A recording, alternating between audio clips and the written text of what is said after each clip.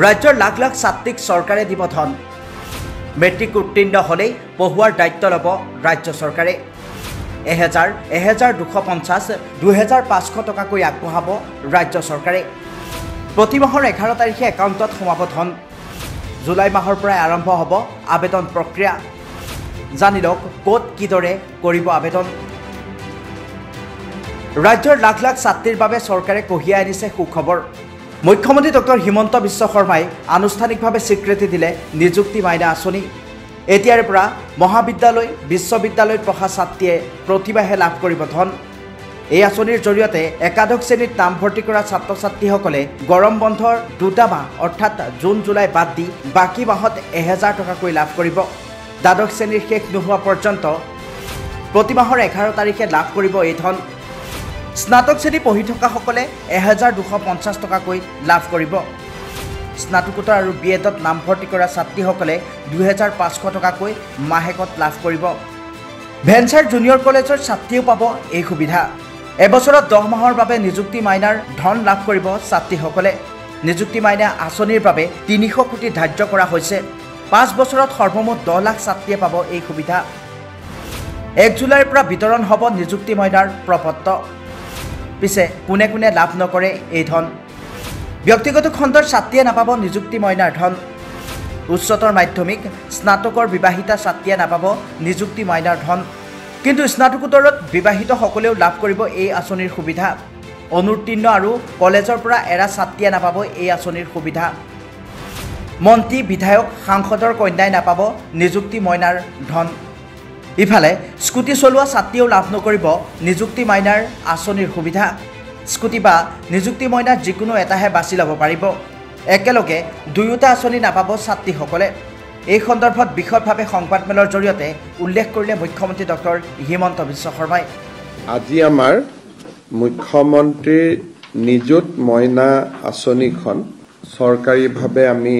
আজি কেবিনেটত আনুষ্ঠানিক স্বীকৃতি দিওঁ বা আঁচনিখন ৰূপায়ণৰ বাবে আমি সিদ্ধান্ত গ্ৰহণ কৰোঁ মই অলপ আঁচনিখনৰ বিষয়ে আপোনালোকক বুজাই দিব খুজিছোঁ 10মান শ্ৰেণীৰ পৰা উত্তীৰ্ণ হৈ যিসকল ছোৱালী বা ছাত্ৰীয়ে একাদশমান শ্ৰেণীত নামভৰ্তি কৰিব তেওঁলোকে গৰম বন্ধৰ দুটা মাহ বাদ দি প্ৰত্যেক মাহত তেওঁলোকৰ উচ্চতৰ মাধ্যমিক শিক্ষা শেষ নোহোৱা পৰ্যন্ত প্ৰত্যেক মাহত 1000কৈ টকা চৰকাৰৰ পৰা লাভ কৰিব অৰ্থাৎ হায়াৰ ছেকেণ্ডাৰী ফাৰ্ষ্ট ইয়াৰত এইবাৰ যিসকল ছোৱালীয়ে নামভৰ্তি কৰিছে তেওঁলোকে হায়াৰ ছেকেণ্ডাৰী পৰীক্ষা বা পাঠ্যক্ৰম সম্পূৰ্ণ কমপ্লিট নকৰালৈ 1000 টকা চৰকাৰৰ পৰা প্ৰতি মাহত তেওঁলোকে পাব আৰু এই পুঁজিটো প্ৰত্যেক মাহৰ 11 তাৰিখে তেওঁলোকৰ বেংক একাউণ্টত চৰকাৰে পঠিয়াই দিব যিসকলে 3 বছৰীয়া এতিয়া 4 বছৰীয়াও হৈছে যিসকলে 3 বছৰীয়া বা 4 বছৰীয়া ডিগ্ৰী পাঠ্যক্ৰম আগতে গ্ৰেজুৱেশ্যনটো 3 ইয়াৰ গ্ৰেজুৱেশ্যন আছিল আজিকালি গ্ৰেজুৱেশ্যনটো 4 ইয়াৰো বিভিন্ন ইউনিভাৰ্চিটিয়ে কৰিছে যিসকলে 4 বছৰ বা 3 বছৰ গ্ৰেজুৱেশ্যন পাঠ্যক্ৰমত পঢ়িব হায়াৰ ছেকেণ্ডাৰী পাছ কৰি প্ৰত্যেকগৰাকী ছোৱালীয়ে প্ৰথম বৰ্ষত নাম গ্ৰহণ কৰাৰ লগে লগে প্ৰত্যেক মাহত 12,1250 টকা চৰকাৰৰ পৰা লাভ কৰিব আৰু যিসকলে ডিগ্ৰী পাছ কৰি এইবাৰ পোষ্ট গ্ৰেজুৱেটত নাম লগাব পোষ্ট গ্ৰেজুৱেট বুলি কওঁতে আমি বিএডক ইয়াত ধৰি লৈছো পোষ্ট গ্ৰেজুৱেট কাম বিএডত নামভৰ্তি কৰিব তেওঁলোকে প্ৰত্যেক মাহত চৰকাৰৰ পৰা 2500 টকা কৰি লাভ কৰিব 2500 টকা অৰ্থাৎ হায়াৰ ছেকেণ্ডাৰী পঢ়িলে 1000 টকা প্ৰত্যেক মাহত